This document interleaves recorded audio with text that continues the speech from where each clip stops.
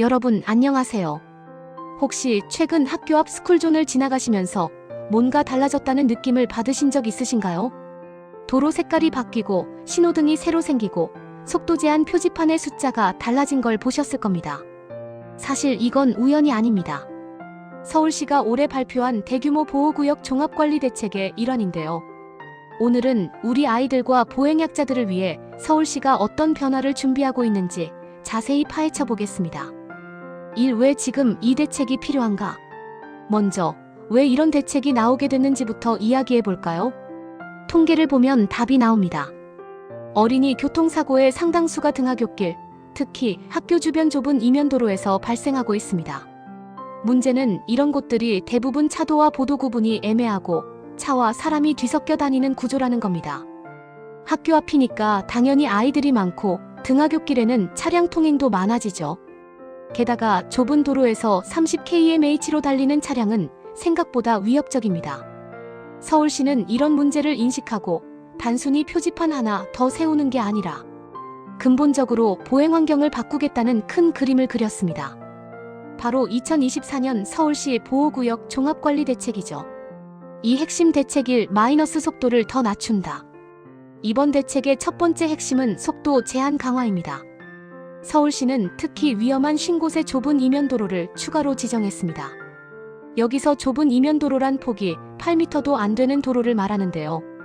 강서구 등서초등학교, 마포구 창천초등학교 주변 같은 곳들이 포함됩니다.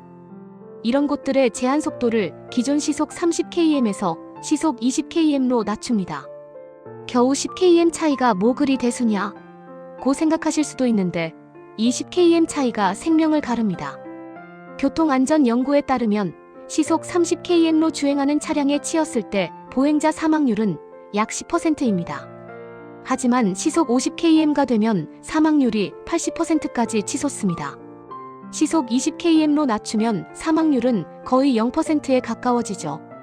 특히 반응 속도가 느리고 키가 작아 운전자 시야에서 잘 보이지 않는 어린이들에게는 이 속도 차이가 정말 중요합니다.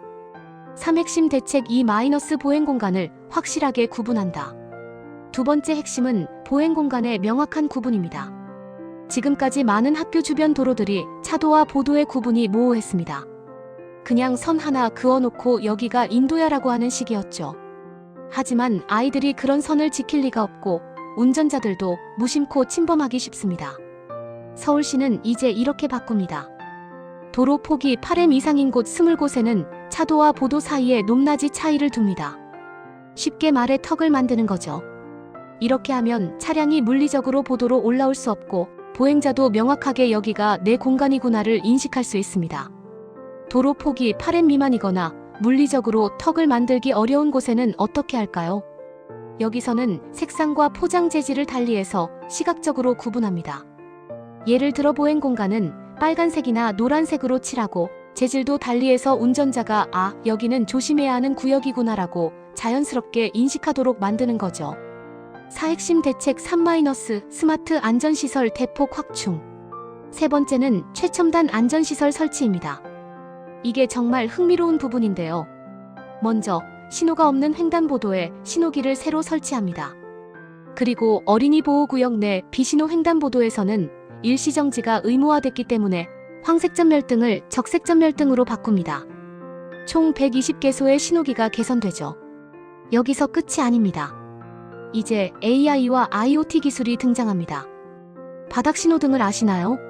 요즘 스마트폰을 보면서 걷는 사람들, 특히 아이들 많잖아요. 고개를 숙이고 있으니 위에 있는 신호등을 못 봅니다. 그래서 바닥에도 신호등을 설치하는 겁니다. 빨간불이면 바닥에도 빨간불이 들어와서 고개를 숙이고 있어도 지금 건너면 안 되는구나를 바로 알 수 있죠. 음성 안내 보조 신호기도 설치됩니다. 이건 특히 시각장애인이나 어린이들에게 유용한데요. 무단횡단을 시도하면 경고음이 나와서 지금 위험해요 라고 알려줍니다. 이런 스마트 안전시설이 총 274곳에 설치됩니다. 그 외에도 방호 울타리, 노란 횡단보도 같은 보행자용 안전시설 177개, 속도 제한 표지판 같은 운전자 인지시설 600개가 추가로 들어섭니다. 5핵심 대책 4 단속과 교육 강화. 네 번째는 단속 강화와 인력 지원입니다. 아무리 좋은 시설을 만들어도 단속이 제대로 안 되면 무용지물이겠죠. 서울시는 올해 안에 보호구역 내 과속단속 카메라 설치를 100% 완료하겠다고 밝혔습니다.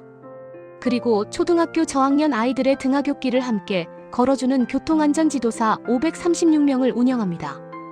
이분들은 단순히 길을 안내하는 게 아니라 아이들에게 교통안전 교육도 하고 위험 상황을 미리 감지해서 예방하는 역할을 합니다. 6.2 대책의 진짜 의미. 이번 대책이 중요한 이유는 단순히 스쿨존만 다루는 게 아니라는 점입니다. 서울시 윤종장 도시교통실장은 이렇게 말했습니다. 어린이는 물론 노인, 장애인 등 교통약자를 위한 더욱 촘촘한 환경 개선에 집중할 계획이다. 즉, 이건 어린이만을 위한 게 아니라 모든 보행약자를 위한 정책입니다. 휠체어를 타는 분들, 지팡이를 짚고 걷는 어르신들, 유모차를 끄는 부모님들 모두가 안전하게 걸을 수 있는 도시를 만들겠다는 거죠.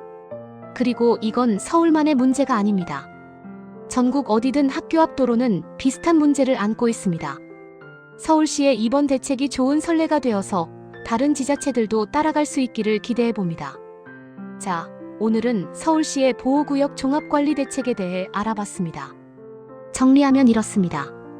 첫째, 위험한 좁은 이면도로, 쉰 곳의 속도를 시속 20km로 낮춘다. 둘째, 보행 공간을 턱이나 색상으로 확실하게 구분한다.